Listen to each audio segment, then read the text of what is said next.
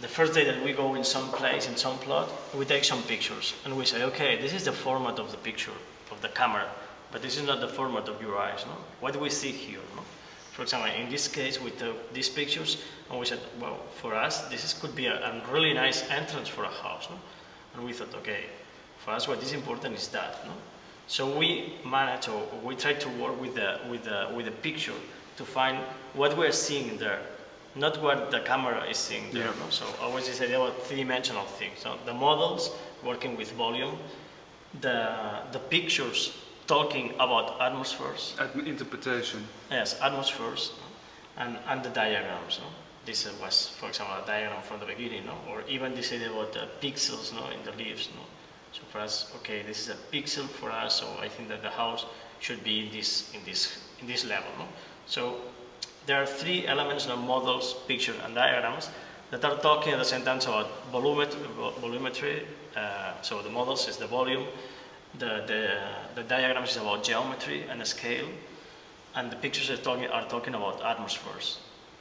And then from that, I think that we began with some intuitions about that area. No? And then later we begin with the drawings, and then the drawings try to find which are the rules, like a game, no? Which are the rules of this project. And then from these things, no? From the atmosphere, from the scale, from the geometries, etc. And then when we find the rules, we continue drawing. This drawing for us is really important, no? Because it's trying to explain how the house has the same behavior of the forest, no? With different densities, different heights, emptiness, etc. But as you said before, no? From the beginning, for example, in this house, no? We thought, okay, which is the structure, or how we could begin with this idea about a cluster, or like a forest working in the landscape, no? And we thought, okay, we should have something like a partitura, no? Like a music pentagram, music grid, no? And then this music grid or something should increase this idea about the longitudinal things. No? Okay, with it. But that could be a good idea to have a structure in this house. So it seems aleatory house, but it's working only with two dimensions. One is the space to live, and the others are the spaces to circulate. The other thing is, okay, we thought that the house should be the summatory of different houses. So it's not a big house of 400 or 500 square meters, so it's the summatory of different houses. And these houses are trying to define different patios. No? When you have this small house here, you define with the other houses another kind of space, this one, no? Instead of having a plain facade here. Or when you have that here and that here, you define another space here. So you are explaining that these patios are like big windows related to the landscape, or how the landscape is entering to here. No? The second thing, no, after the house was how the spaces, no, that we were talking before, the wet areas, the services areas, are related to these lines, to these boxes. No?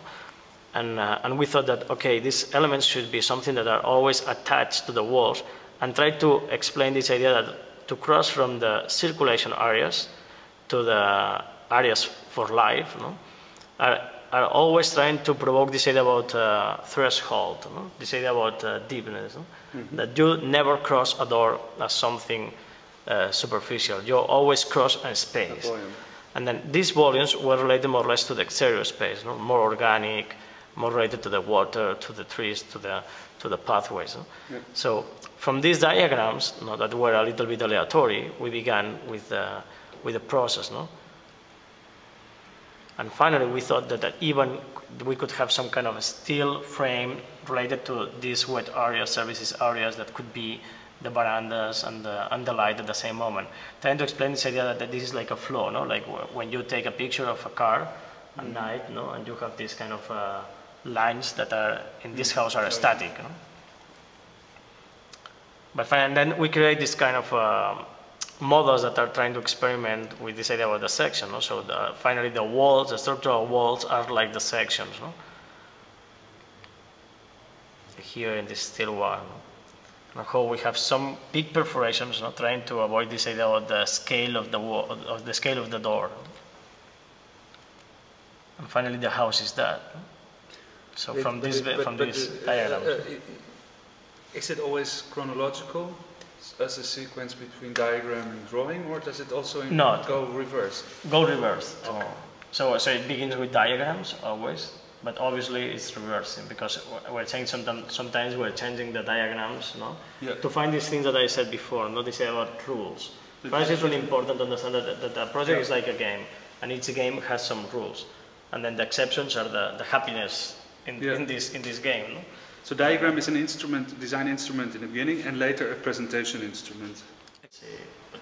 Even with the collages work in the same way, no? So we never do renderings. We always work with this idea about collage, no? It's a superposition of different things. We can see here how the landscape is, the representation of the landscape is something like the roofs, no? Or how the trees are drawn like the walls, no? As a planes. No? So that for us is really important, no? Or even how the perimeter of the collage is something irregular again, no? Like this idea about the picture, no? That you don't have a format for the rendering. What you have is what you see, no? Or even how the people are always in black and white, less a person who is Woody Allen, who is in color, no? Because it's trying to put you in a contact with the collage, no? It's trying to say, okay, this is only one which is in color and the only one that is seeing you. No? Yes. Okay. And then there's some pictures under construction.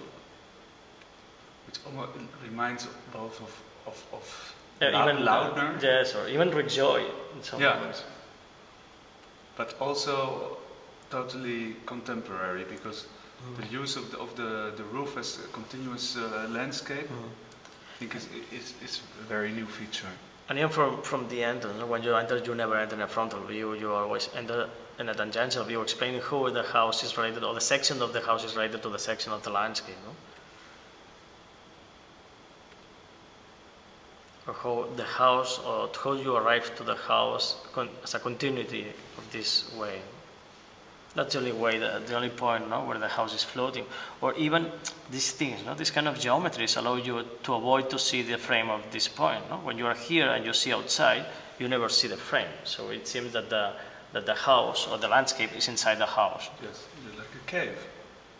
Or these things that we were talking before. No? So this one wall is trying to help you to go out, and the other is trying to break the landscape inside. No? And that happens always. No? Or even to avoid to have a corridor as a continuity pavement roof. You have a discontinuity in the roof, in the ceiling roof, made in concrete, trying to express or to explain, no, with these changes where are the entrances to the bedroom. Fantastic.